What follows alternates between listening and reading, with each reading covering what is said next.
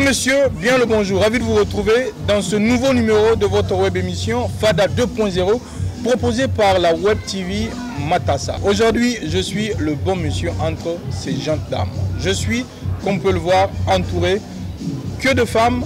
Quoi de mieux qu'avoir un thème qui s'intitule autour de ces dernières. Et il s'agit de femmes et réseaux sociaux. FADA 2.0, c'est parti. Je suis en compagnie de ces gentilles dames qui vont se présenter elles-mêmes. Je commence par ma droite. Bien le bonjour. Bonjour. Comment ça va? Je vais très bien, merci. Nino à micro, on a téléspectateurs et non. Bonjour tout le monde.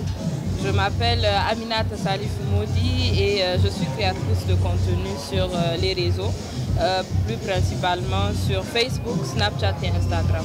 Formidable. Et à ma gauche? Bonjour, merci Léo de me recevoir aujourd'hui. Je suis Leïla, créatrice de contenu aussi depuis très peu sur les réseaux sociaux. Voilà. Et enfin? Bonjour. Merci de nous avoir invités. Il n'y a pas de quoi. Moi, c'est Rukaya Hamadou, présentatrice et communicante. Formidable. Le décor, il est planté. FADA 2.0, nous avons un thème assez percutant, assez intéressant, un thème qui divise. Parfois, il s'agit de femmes et réseaux sociaux. On commence toujours sur la droite. Comment est-ce que, ici au Niger, les femmes font pour s'intégrer assez facilement parfois, et parfois avec beaucoup de difficultés, sur les réseaux sociaux? Alors, moi je pense honnêtement que la plupart du temps, les femmes qui osent s'assumer sur les réseaux sociaux, en tout cas une partie des femmes nigériennes, sont le plus souvent celles qui ont fréquenté à l'extérieur ou qui vivent à l'extérieur. Parce que on a toute une autre vue sur le monde et on a cette facilité-là à s'assumer et à se mettre sur les réseaux. Alors que quand on est au pays, au Niger plus particulièrement, parfois on a la culture, on a nos us et coutumes qui ont parfois tendance à nous freiner un peu dans ce qu'on veut faire. Et là, on a l'habitude de voir ici des femmes ou des jeunes filles qui s'intéressent beaucoup plus à des thématiques qui sont assez normales, dirons, pour le jeune Nigérien ou la jeune Nigérienne. Par exemple, si je suis en France, j'aurais tendance à me comporter comme une personne qui vit en France, alors que si je suis au Niger, je vais avoir tendance à me... Donc on s'adapte à la société dans laquelle on est. Exactement. Est-ce que pour une femme, c'est facile de créer du contenu au Niger? Non, je vais aller dans le même sens que ma collaboratrice, collègue et amie.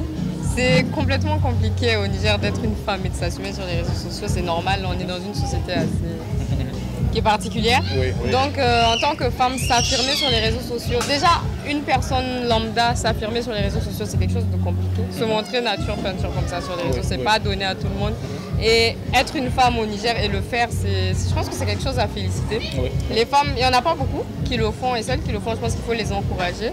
Pourquoi pas un jour faire comme les autres pays d'Afrique de l'Ouest, notamment la Côte d'Ivoire, le Mali. Il y a des femmes qui s'identifient réellement aux réseaux sociaux. Pourquoi pas un jour au Niger aussi? Voilà. Alors vous, Kaya, vous êtes présentatrice TV Web. TV, ça rejoint les réseaux sociaux. Comment est-ce que vous voyez cela? Quelque part, c'est aussi créer du contenu quand on est présentatrice d'émissions. Est-ce que c'est facile déjà? Bon, déjà, moi, je ne fais que commencer. Donc, je ne saurais en parler véritablement. Mais je me dis que ce n'est pas facile. C'est vraiment pas facile. Puisque tu verras un homme en citant les qualités d'une femme, il dira qu'elle est comme ça, elle est comme ça, il dira qu'elle n'est pas sur les réseaux, elle est juste que sur WhatsApp. Donc ça veut dire qu'une femme qui est sur les réseaux, c'est une femme perverse, si on peut le dire, le mot. Et moi je trouve que c'est dangereux. Ça traumatise toutes les femmes, puisque moi avant de me lancer, je me suis posé pas mal de questions et je ne me suis toujours pas lancée encore. Et ça vient. À votre avis, qu'est-ce qu'il faut faire pour y remédier? Essayez de sensibiliser chaque jour, ne pas se fatiguer de sensibiliser et sur les réseaux et hors réseau, parce qu'il faut tenir en compte le fait qu'ici au Niger, il n'y a pas beaucoup de personnes qui ont accès à l'Internet, encore moins de femmes qui ont accès à l'Internet.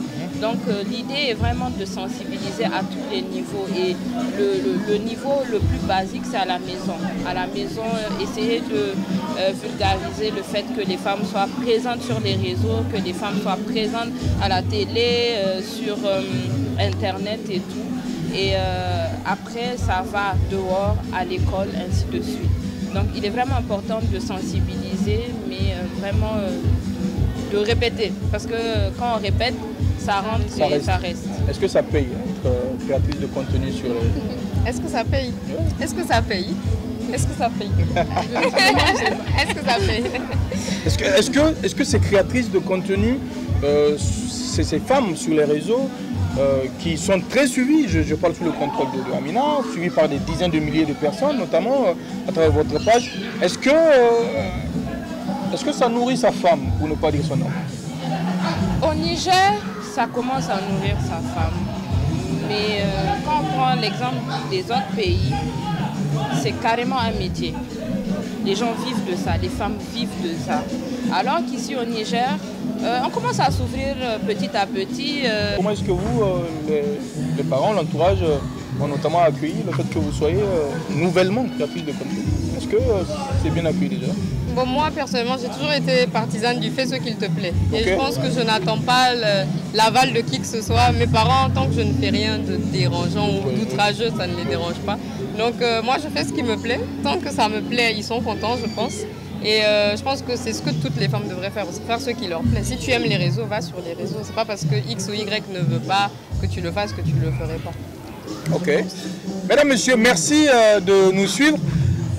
Je suis en compagnie, en très belle compagnie, comme on peut le voir. On parle de femmes et réseaux sociaux. L'émission, c'est Fada 2.0 parce que justement, c'est une émission qui se veut un peu sans tabou, voilà, qui casse certains codes, certaines barrières et qui se fait à la Fada. Tout ce qui nous manque là, c'est les verres de thé. Voilà, à la Boutesha et Kaganeko. Voilà, si on arrivait à avoir les ustensiles du thé, comme dirait l'autre, les habits du thé, ça le ferait un peu plus. Voilà. On n'a qu'à peu près 10 minutes à 12 pour vous présenter cette émission. Du coup, on ne va pas s'étaler là-dessus.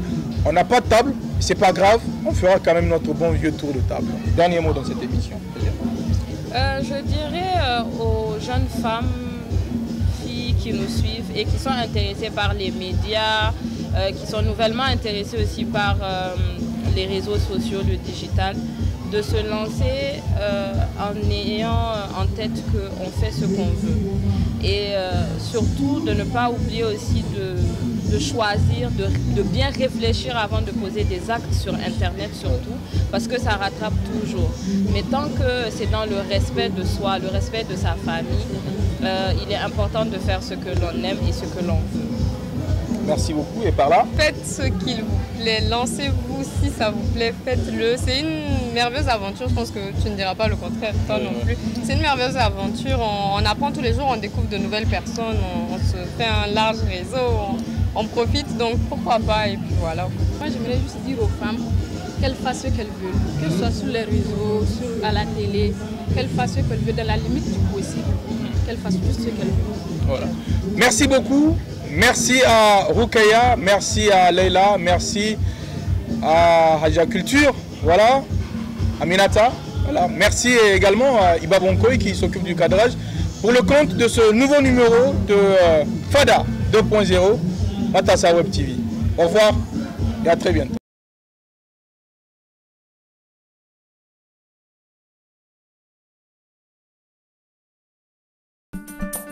Ce reportage a été réalisé grâce à l'appui de IMS.